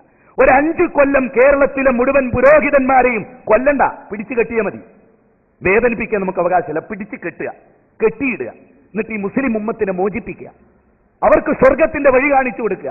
ഇവര് തീവ്രവാദികളാണ് എന്നതിന്റെ ഉദാഹരണമാണ് പറയുന്നത്. അതില് നിങ്ങൾ കണ്ടോളൂ, നമ്മൾ നിസ്കരിക്കാൻ പോയാൽ ചിലപ്പോൾ തലയില്ലാതെ ഇങ്ങോട്ട് പോരേണ്ടി വരും. അതാണ് ഞാൻ നിസ്കരിക്കാൻ പോകണ്ടെന്ന് ഈ പറഞ്ഞതിന്റെ അർത്ഥം. ഇയാൾ ആദ്യം ഞങ്ങൾക്ക് കാണിച്ചിട്ടുണ്ട് സുന്നികളൊക്കെ ആംഗ്യം കാണിച്ച് കൊല്ലണമെന്ന് പറഞ്ഞതാണ്. ആംഗ്യം കാണിച്ച് മൂപ്പര് ആംഗ്യൊക്കെ വളരെ രസമാണ്, സുന്നികളെ ആ കൊല്ലുന്ന രംഗം. അതൊന്ന് ആദ്യം ഒന്ന് കാണിച്ചു കൊടുക്ക്. ഇവരൊക്കെ ഇസ്ലാമിക രാഷ്ട്രത്തിലെ ജീവിച്ചെങ്കിലുണ്ടല്ലോ. ഇസ്ലാമിന്റെ രാജ്യത്താണെങ്കിൽ ഫിനിഷ്. അതുകൊണ്ടാണ് ഇവർ അവിടെ ചെന്നിട്ട് എന്ത് ചെയ്യുന്നത്, മുജാഹിദാവില്ലേ. ഇനി മൂപ്പരൊരാഗ്രഹം നമ്മളെ നടപ്പിലാവില്ല. ഇപ്പൊ ആകെ പറഞ്ഞിട്ട് എവിടെ എത്തിയെന്നറിയോ? ഈ സുന്നി മദ്രസയിലെ കുട്ടികളെല്ലാം കൂടി വലുതായി വന്നാൽ ഇവിടെ നിൽക്കാൻ കഴിയൂല, കാരണം ഉള്ളതുകൊണ്ട് തന്നെ കുടുങ്ങിയിട്ടുണ്ട്. അവ മുജാഹിദ് ഇപ്പൊ പഠിപ്പിക്കുന്നു, സുന്നി മദ്രസകളിൽ പഠിപ്പിക്കുന്ന കുട്ടികളെ മുഴുവനും തലയെറുത്ത് കൊന്നുകളയണം. അതാണ് ലോകത്തോട് ചെയ്യുന്ന ഏറ്റവും വലിയ സേവനം. അയാൾ എന്നെ പറഞ്ഞോട്ടെ, ഒരു മുസ്ലിയാര് ഞാൻ പറഞ്ഞു, അയാൾ പഠിപ്പിക്കുന്ന മദ്രസയിലെ കുട്ടികളെ കഴുത്ത് ഞെരിച്ച് കൊന്നുകളയുക. അയാൾ പഠിപ്പിക്കുന്നതിനേക്കാൾ നല്ലതാണ്. കാരണം അയാൾ പഠിപ്പിച്ച് കുട്ടികൾ വളർന്നാൽ ഭൂലോകത്തിലെ തേർഡ് റേറ്റ് ഉണ്ടകളായി അദ്ദേഹത്തിന്റെ അനുയായികൾ മാറും. അതിനേക്കാൾ നല്ലത് ഇവർ നബി അലൈഹിസ്സലാം കഴുത്ത് പുരണ്ടി കൊന്ന പോലെ ഇവർ പഠിപ്പിക്കുന്ന വിദ്യാർത്ഥികളെ കഴുത്ത് ഞെരിച്ച് കൊല്ലലായിരിക്കും ഒരുപക്ഷെ ലോകത്തോട് ചെയ്യുന്ന ഏറ്റവും വലിയ സേവനം. കാരണം അത്ര വൃത്തികെട്ട ഒരു സമൂഹമാണ് ഇവരുടെ പണ്ഡിത ലോകത്ത് ഇവർ അറിയപ്പെടുന്ന ആളുകൾ. സുബ്ഹാനല്ലാഹ്, ചെറിയ കുട്ടികളോടാണ് ഈ ധിക്കാരം. തെളിവുണ്ട്, ആ ഹിദർ നബി കൊന്നീരേ എന്നാണ്. ഇതാണ് മുജാഹിദുകൾ. അതുകൊണ്ട് എന്റെ പ്രിയപ്പെട്ട സഹോദരന്മാരെ, ഇവര് ഭീകരവാദികളാണെന്നല്ല, ലോകം കണ്ട ഏറ്റവും വലിയ തീവ്രവാദികളാണ് മുജാഹിദുകൾ. ഖുർആൻ അവർക്ക് അറിയില്ല, ഹദീസ് അവർക്ക് അറിയില്ല. സുന്നികളെ കൊല്ലണമെന്നും തങ്ങൾക്കിടണമെന്നും വാദിക്കുന്ന ഈ വിഭാഗത്തിന് ഖുർആനുമായി യാതൊരു ബന്ധവുമില്ല, ഹദീസുമായി ബന്ധമില്ല. അതുകൊണ്ട് നമ്മളയാൾക്കൊരു പണി കൊടുക്കാൻ പോവാണ്. നിങ്ങൾ ആരും എന്നോട് ദേഷ്യം പിടിക്കരുത്, കാരണം ഇതെല്ലാം യോഗ്യതല്ലാക്കൊരു പണി കൊടുക്കണമല്ലോ. ആ പണി ഞാൻ എന്റെ നാവ് കൊണ്ട് പറയുന്നില്ല, അത് നമ്മളെ ബാലുശ്ശേരിയെ കൊണ്ട് തന്നെ ഞാനങ്ങ് പറയിപ്പിക്കും. മുജാഹിദുകൾക്ക് പറ്റിയ ഏറ്റവും നല്ല പണി അയാൾ എന്നെ പറഞ്ഞോട്ടെ. മുജാഹിദ് പ്രസ്ഥാനത്തിന്റെ കുഴപ്പം, മുജാഹിദ് പ്രസ്ഥാനം ജനങ്ങളുടെ മനസ്സ് മനസ്സിലാക്കി പ്രവർത്തിച്ചു. മുജാഹിദ് പ്രസ്ഥാനം കൈവെക്കാതെ എന്നൊരു നന്മയാണ് ഈ സമൂഹത്തിനുള്ളത്. കേരളത്തിലെ മുസ്ലിം സ്ത്രീകൾ അടിപ്പാവാട ധരിക്കാത്തൊരു കാലം ഉണ്ടായിരുന്നു. അറിയുമോ നിങ്ങൾക്ക്? അവർക്ക് അടിപ്പാവാട ധരിപ്പിച്ച പ്രസ്ഥാനമാണ് മുജാഹിദ് പ്രസ്ഥാനം. അറിയോ നിങ്ങൾക്ക്? ആ പണി ഞങ്ങൾ നിങ്ങളെ തന്നെ ഏൽപ്പിക്കുകയാണ്. കാരണം മുജാഹിദുകൾ വന്നപ്പോ സഹോദരിമാർക്കും മനസ്സിലായി ഇനി അതില്ലാതെ നടക്കാൻ പറ്റില്ല. അതുകൊണ്ട് തന്നെ സംസ്കാരമില്ലാത്ത ഒരു വിഭാഗം അല്ലാഹുവിന്റെ ഭൂമിയിലുണ്ടെങ്കിൽ അത് മുജാഹിദുകളാണ്. ഇനി അടുത്ത ചോദ്യം മുജാഹിദ് പണ്ഡിതന്മാർ ഒരുപാട് കാലമായിട്ട് ചോദിക്കുന്നതാണ്, അതുകൊണ്ട് ഒരു വ്യക്തമായ മറുപടി ഇവിടുന്ന് കിട്ടുമെന്ന് വിചാരിക്കുന്നത്. ഇൽമുൽ വൈബ എന്ന വിഷയം ലാ യഅലമു മാ ഫി സമാവാതി വൽ അർള വൈബ ഇല്ലല്ലാഹ് വമാ യസ്ഉറൂന അയ്യാന യുബഅസൂൻ. അതുപോലെ തന്നെ മറ്റൊരായത്ത് കുൽ ലാ അംലികു ലിനഫ്സി നഫ്അൻ വലാ ദർറ വലൗ കുൻത ആലമുൽ ഗൈബ ലക്തസ്റത മിനൽ ഖൈർ വമാ മസ്സനി സൂഅ ഇൻ അന ഇല്ലാ നദീറുൻ വബശീറുൻ ലിഖൗമിൻ യുമിനൂൻ. അതുപോലെ ഒരുപാട് കാര്യങ്ങൾ ഖുർആനിൽ വൈബ് അള്ളാഹുവിന് മാത്രമേ അറിയൂ. ഒരു സ്ഥലത്ത് പ്രവാചകൻ അള്ളാഹു അറിയിച്ചത് കൊടുത്തതിന് ശേഷം, അതായത് അള്ളാഹു അറിയിച്ചു കൊടുത്താൽ പ്രവാചകന്മാർക്ക് അറിയും എന്ന് പറയുന്നുണ്ട്. ഒരു ചോദ്യം, നിങ്ങൾ ആയത്ത് പ്ലീസ് ഓതരുത് ദയവ് ചേർത്തിട്ട്. കാരണം ആയത്ത് ഓതുകയാണെങ്കിൽ ശരിക്കും പഠിച്ചിട്ട് വന്നിട്ട് ശരിക്കും നോക്കിയിട്ട് തെറ്റില്ലാതെ ഓതുക, അല്ലെങ്കിൽ ആയത്ത് ഓതാതിരിക്കണം. അപ്പൊ അതുകൊണ്ട് ഇനി അർത്ഥം മാത്രം പറഞ്ഞാൽ മതി, ആയത്ത് ഓതണമെന്നില്ല. പിന്നെ വൈബ് അള്ളാഹുവിന് മാത്രമേ അറിയൂ എന്ന് ഖുർആനിൽ പറഞ്ഞിട്ടുണ്ട്. അള്ളാഹു താല നബി സല്ലല്ലാഹു അലൈഹി വസല്ലം തങ്ങൾക്ക് അല്ലെങ്കിൽ പ്രവാചകന്മാർക്ക് അറിയിച്ചു കൊടുക്കുന്നു പറഞ്ഞിട്ടുണ്ട്. അപ്പോ നിങ്ങളെ ചോദ്യം, അറിയിച്ചു കൊടുക്കാതെ പ്രവാചകന്മാർക്ക് അറിയോന്നാണോ, അതോ അറിയിച്ചു കൊടുത്തിട്ട് അറിയോന്നാണോ? എന്താ ചോദ്യം? അതുകൊണ്ടാണ് പറഞ്ഞത്, ഞാൻ ചോദിച്ചില്ല എന്ന് പറഞ്ഞത് അതുകൊണ്ടാണ്. അല്ല, നിങ്ങൾ ചോദിക്കും. അതായത് കൊട്ടപ്പുറം സംവാദം എന്ന പുസ്തകത്തില്, OM തരുവണ പുസ്തകത്തില് കുല്ലാ അഖൂലലക്കും ഇന്ദി ഖസാഇനുല്ലാഹി വലാ അഅലമുൽ ഗൈബ വലാ അഖൂലലക്കും ഗൈബ വലാ, അതായത് അള്ളാഹുവിന്റെ ഖജനാവ് എന്റെ പക്കലുണ്ട് എന്ന് ഞാൻ പറയുന്നില്ല, അദൃശ്യ കാര്യങ്ങൾ അള്ളാഹു അറിയുന്നില്ല എന്ന് പറയുന്നില്ല എന്നതിന് നേരെ വിപരീതാർത്ഥമാണ് കൊടുത്തിട്ടുള്ളത്. അത് ഒരുപാട് കാലമായി മുജാഹിദ് പണ്ഡിതന്മാർ ചോദിക്കുന്നതാണ്. അതിനൊരു വ്യക്തമായ മറുപടി പ്രതീക്ഷിക്കുന്നു. അത് നിങ്ങൾ ഒരുപാട് കാലമായി ചോദിക്കുന്നു. ഞങ്ങളുടെ നാട്ടിൽ ഒരു മൗലവി ഇങ്ങനെ ഒരു കൊട്ടപ്പുറം സംവാദത്തിന് OM തരമണ എഴുതിയ പുസ്തകമായി വന്നു. ഞാനന്ന് ഇഹ്യാഉസ്സുന്നയിൽ പഠിക്കുന്ന കാലമാണ്. അപ്പൊ അതിൽ എഴുതിയിട്ടുണ്ട് അല്ലാഹു കുല്ലഅലമുൽ ഗൈബ്, ഞാൻ ഗൈബ് അറിയുകയില്ല, അതുപോലെ അള്ളാഹുവിന്റെ ഖജനാവ് എന്റെ കയ്യിലില്ല എന്ന് നിങ്ങൾ പറയൂ എന്ന ആയത്തിന്റെ വിശദീകരണത്തിൽ എഴുതിയിട്ടുണ്ട്. അത് എന്റെ അടുത്തുണ്ടെങ്കിലും, അള്ളാഹിന്റെ ഖജനാവ് എന്റെ അടുത്തുണ്ടെങ്കിലും ഞാൻ പറയുന്നില്ല.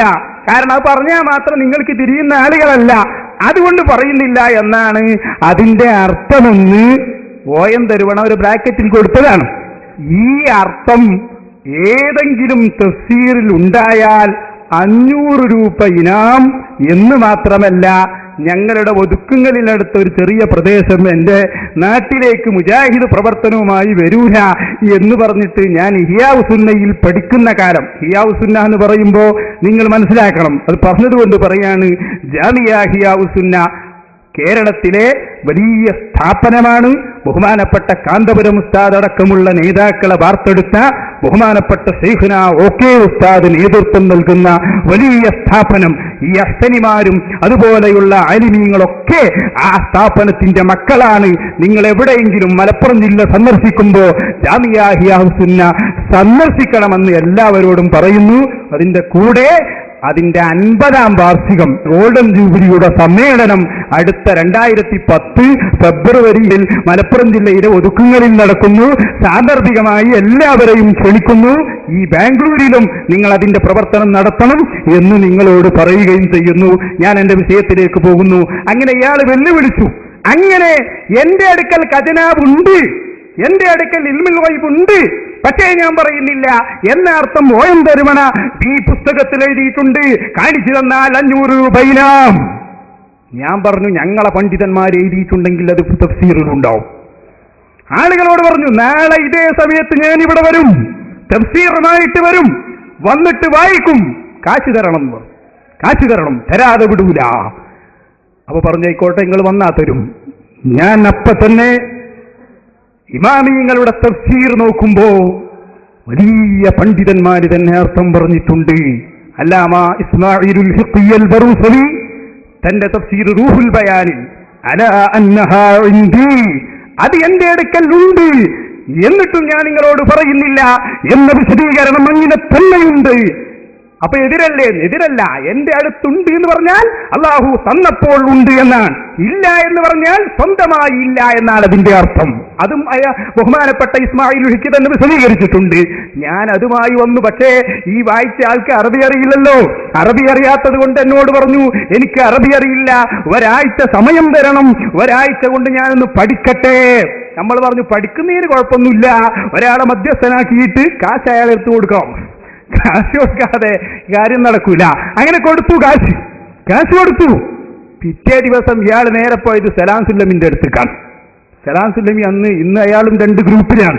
സലാം സുല്ലമി പറഞ്ഞു, അത് തഫ്സീലുണ്ടാവൂല, നിങ്ങൾ എന്തിനാണ് പറയാൻ പോകുന്നതെന്ന് ഇയാളോട് ചൂടായി. അവസാനം എന്തായിന്നറിയോ? സലാം സുല്ലമിക്ക് മറുപടി പറഞ്ഞു കൊടുക്കാൻ കഴിഞ്ഞില്ല. ഞാൻ എഴുതിയ സ്ഥലത്ത് ഒരു ലാമ് വിട്ടുപോയിരുന്നു, അതിമ പിടിക്കാൻ പറഞ്ഞു സലാം സുല്ലമി. പിറ്റേ ദിവസം അദ്ദേഹം എന്നോട് പറഞ്ഞു, മറുപടി കിട്ടിയിട്ടുണ്ട്, വന്നോളൂ. ആ പ്രദേശത്ത് എല്ലാവരും കൂടി. ഞാൻ പറഞ്ഞു, ആദ്യം തന്നെ ആമുഖം, ഒരു കാര്യം പറയാനുണ്ട്. ഞാൻ എഴുതിയത് എവിടെയെങ്കിലും പേച്ചോ എന്നതല്ല വിഷയം. ഞാൻ കിതാബുമായി വന്നിട്ടുണ്ട്. ഈ തഫ്സീറിൽ ഈ വിഷയമുണ്ടോ എന്നാണ് തർക്കം. ഇല്ല എന്നാണ് നിങ്ങൾ തെളിയിക്കേണ്ടത്. ഞാൻ പറഞ്ഞ ഇബാറത്തിന്റെ അർത്ഥം അതല്ല എന്ന് നിങ്ങൾ തെളിയിക്കണം, ഇല്ലെങ്കിൽ കാശ് വേണം. ഒരക്ഷരം മിണ്ടാൻ കഴിഞ്ഞില്ല. അവസാനം പറഞ്ഞു, മര്യാദക്ക് കാശെടുക്ക്. മധ്യസ്ഥൻ നമുക്ക് ഏൽപ്പിച്ചു തന്നു 500 രൂപ. പിറ്റത്തെ ദിവസം ഞങ്ങൾ അവരുടെ അടിയന്തരം തന്നെ കഴിച്ചു. എല്ലാവർക്കും ഭക്ഷണം വിതരണം ചെയ്തു. എന്നിട്ട് അതാ പ്രിയപ്പെട്ട സഹോദരന്മാരെ, ഈ നിമിഷം വരെ നമ്മുടെ ആ സ്ഥലത്തേക്ക് വഹാബികളുടെ പ്രചരണവുമായി വരാറില്ല. അതുകൊണ്ട് കിട്ടിയ വലിയ നേട്ടമാണ്. അതുകൊണ്ട് എന്റെ സുഹൃത്തിനോട് ഞാൻ പറയുന്നു, നിങ്ങൾ ആയത്ത് ശരിക്ക് പഠിക്കണം. അല്ലാഹു തആല എന്റേതാണ് ഗൈബ് എന്നും ഞാൻ വേറൊരാൾക്കും അറിയിച്ചു കൊടുക്കൂല, എന്റേത് സ്വന്തമാണ് എന്ന് പല സ്ഥലങ്ങളിലായി പറഞ്ഞിട്ടുണ്ട്. പക്ഷേ അതിന്റെയൊക്കെ സമാപനം എന്ന നിലക്ക് അതാ സൂറത്തുൽ ജിന്നിന്റെ 26-ാമത്തെ ആയത്തിൽ അല്ലാഹു പറഞ്ഞിട്ടുണ്ട്, ആലിമുൽ ഗൈബ്, അള്ളാഹു അദൃശ്യമറിയുന്നവനാണ്. ഫലാ യുദ്ഹിറു അലാ ഗൈബിഹി അഹദാ, ആ ഗൈബ് ആർക്കും അറിയിച്ചു കൊടുക്കൂല. ഇല്ലാ ലിമൻ ഇർതദാ, അള്ളാഹു തൃപ്തിപ്പെട്ടവർക്കൊഴികെ. ആരാ തൃപ്തിപ്പെട്ടത്?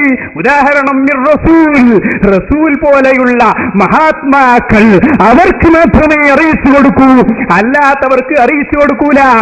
അപ്പൊ ഞാൻ ചോദ്യം ഉണ്ടാക്കുന്നുണ്ടാവും, അതെങ്ങനെ മുസ്ലിയാരെ അർത്ഥം കിട്ടിയത് റസൂൽ പോലെ എന്ന് അർത്ഥം പറഞ്ഞത് റസൂലിനാൽ എന്നല്ലേ? അതും കിതാബ് നോക്കണം. ഇമാം ഇബ്നു ഹജർ അൽ മിനഹുൽ മക്കിയയിൽ പറഞ്ഞു, അതൊരു ഉദാഹരണം പറഞ്ഞതാണ്. എല്ലാ അല്ലാഹു ഇഷ്ടപ്പെട്ട ആളുകൾക്കും അറിയിച്ചു കൊടുക്കും. അപ്പൊ ആർക്കും അറിയിച്ചു കൊടുക്കൂല എന്ന് പറഞ്ഞ ഖുർആൻ അള്ളാഹ് ഇഷ്ടപ്പെട്ടവർക്ക് അറിയിച്ചു കൊടുക്കുമെന്ന് പറഞ്ഞിട്ടുണ്ട്. അപ്പൊ എന്റെ അടുത്തുണ്ട് എന്ന് പറഞ്ഞാൽ അള്ളാഹു തന്നപ്പോൾ ഉണ്ട് എന്നാണ്, ഇല്ല എന്ന് പറഞ്ഞാൽ എനിക്ക് സ്വന്തമായി ഇല്ല എന്നാണ്. ഇത് എല്ലാ പണ്ഡിതരും വിശദീകരിച്ചതാണ്. അത് നിങ്ങൾ മനസ്സിലാക്കി സുന്നത്ത് ജമാഅത്തിലേക്ക് വരണം എന്നാണ് എന്റെ സുഹൃത്തിനോട് മാന്യമായി പറയാനുള്ളത്. അപ്പൊ അതിൽ ഏതാണ് ശരി? അതായത് അള്ളാഹു അദൃശ്യ കാര്യങ്ങൾ അറിയിച്ചു അള്ളാഹു അക്കുലക്കും ഇന്ത്യ ഖസാഇനുല്ലാഹി വല അലമുൽ ഗൈബ. അതുപോലെ അതിന്റെ ബാക്കി പറയുന്നത് ഞാനൊരു മലക്കാണെന്നും ഞാൻ പറയുന്നില്ല എന്നാണ് പറയുന്നത്. അപ്പൊ ഞാനൊരു മലക്കാണ് നിങ്ങളോട് പറയുന്നില്ല എന്നല്ലേ വാദപ്രകാരം ആവുക? പിന്നെ നിങ്ങൾ പറഞ്ഞ ഒരു ആയത്ത് പൊന്മുള അബ്ദുൽ ഖാദർ ഓരോരോ സ്കലം തീരെ. അപ്പൊ ചോദിച്ചത് മലക്കാണോ ഞാൻ പറയുന്നില്ല എന്നാവും എന്നല്ലേ? അത് മുജാഹിദ് ചോദിക്കുന്നു, ഇസ്മായിൽ ഹിക്കിക്ക് മുമ്പേ അറിയാം. അതുകൊണ്ട് അതിന്റെ അർത്ഥം ആ തഫ്സീറിൽ തന്നെ പറഞ്ഞിട്ടുണ്ട്, തഫ്സീർ റൂഹുൽ ബയാൻ. നോക്കൂ നിങ്ങൾ, അതിന്റെ അർത്ഥം ഞാൻ മലക്കിന്റെ സ്ഥാനമെത്തിച്ചിട്ടുണ്ട്, പക്ഷേ നിങ്ങളോട് പറയുന്നില്ല എന്നാണ്. അപ്പൊ അതിന്റെ ഉത്തരം നിങ്ങളുടെ ചോദ്യം മേലാൽ വരുന്ന വിശേഷം പറഞ്ഞോവർ, അത് ഞങ്ങളുടെ ഉലമാക്കളുടെ പ്രത്യേകതയാണ്. അതുകൊണ്ട് തന്നെ അത് അതിന്റെ അപ്പുറത്ത് തന്നെ ഉണ്ട്. ഞാൻ മലക്കിന്റെ സ്ഥാനം എത്തിച്ചിട്ടുണ്ട്, പക്ഷേ പറയുന്നില്ല. അതാണ് അതിന്റെ അർത്ഥമെന്ന് ആ തഫ്സീറിൽ തന്നെ പറഞ്ഞിട്ടുണ്ട്. ഇത് നിങ്ങൾക്ക് ബോധ്യമായോ ഇല്ലേ? അത് മൈക്കൊടുക്കുക എന്ന് പറയട്ടെ. ആദ്യം കുറെ ചോദ്യങ്ങൾ ചോദിച്ചിട്ട് കാര്യമല്ലല്ലോ. മലയാളത്തിൽ ഒരുപാട് ഖുർആൻ പറഞ്ഞത് നിങ്ങൾ വിശദീകരണം മനസ്സിലായോ? ഞാൻ പറയുന്നത് അല്ല, ഈ പറഞ്ഞത് നിങ്ങൾക്ക് മനസ്സിലായില്ലോ? പറയില്ലോ, മനസ്സിലാവില്ലല്ലോ. എന്തുകൊണ്ട്? എന്നാ പിന്നെ പറഞ്ഞിട്ട് കാര്യമില്ല, പറയട്ടെ. ഇതിന്റെ വിപരീതമായിട്ടാണ് മലയാളത്തിൽ ഖുർആൻ പരിഭാഷകൾ എഴുതിയിട്ടുള്ളത്. ഇനി മൂപ്പര് പറയാം. അള്ളാഹുവിന്റെ, ഞാൻ കെ.വി. മുഹമ്മദ് മുസ്ലിയാർ കൂറ്റനാടിന്റെ പരിഭാഷ എന്ന് വായിക്കാം. അള്ളാഹുവിന്റെ ഖജനാവ് എന്റെ പക്കലുണ്ട് എന്നും അദൃശ്യ കാര്യങ്ങൾ ഞാൻ അറിയുമെന്നും ഞാൻ ഒരു മലക്കാണെന്നും നിങ്ങളോട് പറയുന്നില്ല. അതായത് ഫതഹുർ റഹ്മാൻ കെ.വി. മുഹമ്മദ് മുസ്ലിയാർ കൂറ്റ 2ാം വാള്യത്തിൽ ഞാൻ പറയുന്നത്. അതെല്ലാം ആരും പറഞ്ഞില്ലല്ലോ. ഹലോ, പിന്നെ രണ്ടാം അല്ല, ഓരോന്ന് പറയാം. ഇപ്പൊ കെ.വി. മുഹമ്മദ് മുസ്ലിയാർ പറഞ്ഞു, നമ്മൾ പറഞ്ഞു എതിരില്ലല്ലോ. നിങ്ങൾ പറയുന്ന അറിയും എന്നാണല്ലോ. ഇല്ല, അത് രണ്ടുപേർക്ക് മനസ്സിലായില്ല. ശരിയാണ്. ഖുർആനിനെതിരെ ഒരേ അർത്ഥത്തിൽ ഒരേ ആയത്തിന് രണ്ടർത്ഥം എങ്ങനെയാണ് വരിക? എതിരിൽ വരും. അമ്മയ്ക്കോട് ഞാൻ പറഞ്ഞുതരാ, ശരിക്കും മനസ്സിലാക്കിക്കോളൂ. ഒരേ ആയത്തിന് 2 അല്ല 100 വ്യാഖ്യാനങ്ങൾ വേണമെങ്കിൽ വരും. കുല്ലൗകാനൽ ബഹ്റു മിദാദൻ ലികലിമാതി റബ്ബി ലനഫിദൽ ബഹ്റു ഖബ്ല അൻ തൻഫദ കലിമാതു റബ്ബി വലൗ ജിനാ ബിമിസ്ലിഹി മദദാ. വിശുദ്ധ ഖുർആനിന്റെ ആശയങ്ങൾ ഒരു അർത്ഥത്തിൽ അവിടെയാ നിങ്ങൾക്ക് പിഴവ് സംഭവിച്ചത്. ഒരർത്ഥം മാത്രമാണ് എന്നെന്റെ സുഹൃത്ത് തെറ്റിദ്ധരിച്ചു. നിങ്ങൾ കരുതി കെ.വി. മുഹമ്മദ് മുസ്ലിയാരെ പരിഭാഷ വായിച്ചപ്പോ ഖുർആൻ ഇതിൽ ഒതുങ്ങി എന്ന് മനസ്സിലാക്കിപ്പോയി. അവിടെയാ മുജാഹിദുകൾക്ക് പിഴവ് സംഭവിച്ചത്. ഖുർആൻ പരിഭാഷ എഴുതുന്ന ഒരാളും പറഞ്ഞിട്ടില്ല ഖുർആനിന്റെ ആശയങ്ങൾ ഇതിൽ ഒതുങ്ങിയിട്ടുണ്ട്, ഇതിനപ്പുറം ഒരാൾ പറഞ്ഞാൽ സ്വീകരിക്കാൻ പാടില്ലെന്ന് ഒറ്റ തഫ്സീറുമില്ല. എന്റെ സുഹൃത്ത് മനസ്സിലാക്കണം. ബിസ്മില്ലാഹിർ റഹ്മാനിർ റഹീം സൂറത്തുൽ ഫാത്തിഹ എല്ലാ പരിഭാഷയിലും ഒറ്റ പേജാണ് അതിന്റെ അർത്ഥം. ഇമാം റാസിയുടെ തഫ്സീർ നോക്ക്, 300 പേജ് ഫാത്തിഹക്ക് മാത്രം. ഇയ്യാക നഅ്ബുദു പറഞ്ഞിട്ട് ഇമാം റാസി പറഞ്ഞു ഗീബത്ത് പറയരുതെന്ന് വരെ ഈ ആയത്തിൽ നിന്ന് കിട്ടുമെന്ന് ഇമാം റാസി. ഞാൻ ചോദിക്കട്ടെ, അപ്പൊ ഞാൻ പറഞ്ഞു ഇയ്യാക നഅ്ബുദു വ ഇയ്യാക നസ്തഈൻ. എന്റെ സാധാരണക്കാരി മനസ്സിലാക്കണം. നിങ്ങൾ ചോദിച്ചത് വളരെ നന്നായി. മുജാഹിദുകൾ സാധാരണ ജനങ്ങളെ വഞ്ചിക്കുന്നതാണ്. നമ്മൾ ഖുർആന്റെ ഒരു വ്യാഖ്യാനം പറയുമ്പോ ഉടനെ എടുക്കും പരിഭാഷ, അത് പരിഭാഷയിൽ കാണുന്നില്ലല്ലോ എന്ന് പറയും. നന്നായി മനസ്സിലാക്കിക്കോളൂ. ഞാൻ പറഞ്ഞു ഇയ്യാക നഅ്ബുദു വ ഇയ്യാക നസ്തഈൻ എന്ന ആയത്ത് ഗീബത്ത് ഹറാമാണ് എന്നതിന് കൂടി തെളിവാണ് എന്ന് ഞാൻ പറഞ്ഞു. ഉദാഹരണം പറയാണ്. അപ്പതാ ഒരു മൗലവി കെ.വി. മുഹമ്മദ് മുസ്ലിയാരെ പരിഭാഷ എടുത്തു നോക്കി, അതിൽ കാണുന്നില്ലല്ലോ അങ്ങനെ. പിന്നെ ടി.കെ. അബ്ദുള്ള മൗലവിന്റെ പരിഭാഷ എടുത്തു നോക്കി, അതിൽ കാണുന്നില്ലല്ലോ, അതുകൊണ്ട് ഇല്ല എന്ന് പ്രഖ്യാപിച്ചു. അവിടെയാ നിങ്ങൾക്ക് പടവ് പറ്റിയത്. അത് ഖുർആനിന്റെ മുഴുവൻ വ്യാഖ്യാനമല്ല, അത് പദാനുപദ അർത്ഥം മാത്രമാണ്. അതാണ് തഫ്സീർ അങ്ങ് നോക്കണം. അപ്പൊ റാജി അങ്ങ് നോക്കുമ്പോ കാണും നിങ്ങൾ പറഞ്ഞ KV മുഹമ്മദ് മുസ്ലിയാരുടെ അർത്ഥം അത് ശരിയാണ്. പക്ഷെ അത് മാത്രമല്ല അതിന്റെ അർത്ഥം. അത് കൂടുതൽ മനസ്സിലാക്കാൻ വലിയ തഫ്സീർ നോക്കണം. ആ വലിയ തഫ്സീറിൽ കാണുന്നു അത് എന്റെ അടുത്തുണ്ട്, ഞാൻ പറയുന്നില്ല. അപ്പൊ ഉണ്ട് എന്ന് പറഞ്ഞത് അള്ളാഹു തന്നപ്പോൾ ഉണ്ട് എന്നാണ്, ഇല്ല എന്ന് പറഞ്ഞത് സ്വന്തമായി ഇല്ല എന്നാണ്. അത് അവര് തന്നെ പറഞ്ഞിട്ടുണ്ട്. ഇസ്തിഖ്ലാലൻ, സ്വന്തമായി ഇല്ല. ഉണ്ട് എന്ന് പറഞ്ഞാലോ അല്ലാഹു ഇലാമുൻ മിനല്ലാഹ്, അല്ലാഹു അറിയിച്ചു തന്നപ്പോൾ ഉണ്ട്. അതാർക്കറിയാത്തത്? ഞാൻ പറഞ്ഞു എന്റെ കയ്യിൽ സമ്പത്ത് ഇല്ല. ഏതർത്ഥത്തിലാ പറയുന്നത്? എന്റെ സ്വന്തമായി എനിക്കൊരു സമ്പത്തില്ല, അല്ലാഹു തന്നതേ ഉള്ളൂ. ഉണ്ട് എന്നും പറഞ്ഞു. അതിന്റെ അർത്ഥം എന്താ? അള്ളാഹു തന്നപ്പോൾ ഉണ്ട് എന്നാണ് അതിന്റെ അർത്ഥം. ഇതെതിരാണോ? അല്ല, ഒരിക്കലും എതിരല്ല. നന്നായി മനസ്സിലാക്കണം. ഇനി ചോദിക്കും. വൈബ് അറിയും എന്നാണ് പറയുന്നത്, അറിയില്ല. അതായത് അള്ളാഹു അല്ലാത്തവർക്ക് വൈബ് അറിയില്ല എന്നാണ് പറയുന്നത്. എന്താണ്? അള്ളാഹു അല്ലാത്തവർക്ക് അള്ളാഹു അറിയിച്ചു കൊടുക്കുമ്പോൾ അറിയുമെന്നാണ് പറയുന്നത്. അല്ല തന്നപ്പോൾ ഉണ്ട്, ഇല്ല. അല്ല തരാത്തതില്ല, അതെതിരാ. അതിനാ നിങ്ങൾ മുഖ്തസറോവെന്ന് പറഞ്ഞത്. ഒരു സംഗതി വേറൊരു സാധനത്തിനോട് എതിരാവലപ്പെടാ. ഒരേ സമയത്ത് ഒരേ സാധനം ഒരേ രൂപത്തിൽ അങ്ങനെ എല്ലാം വെക്കുമ്പോഴേ എതിര് വരുന്നത് മനസ്സിലാക്കണം. അല്ല തന്നപ്പോൾ ഉണ്ട് എന്നും അല്ല തന്നപ്പോൾ ഇല്ല എന്ന് പറഞ്ഞാൽ അതെതിരാണ്. ഞാൻ പറഞ്ഞു നമ്മുടെ ബാംഗ്ലൂരിൽ മഴയുണ്ട്, കുറച്ച് കഴിഞ്ഞ് ഞാൻ പറഞ്ഞു മംഗലാപുരത്ത് മഴയില്ല. അതെതിരാണോ? അല്ല, ഒന്ന് ബാംഗ്ലൂരിലാണെന്ന് മംഗലാപുരത്താണ് എന്ന് പറഞ്ഞ പോലെ അല്ല തന്നപ്പോൾ ഉണ്ട്, അല്ല തരാത്തപ്പോൾ ഇല്ല. ഇതെങ്ങനെ എതിരാകും?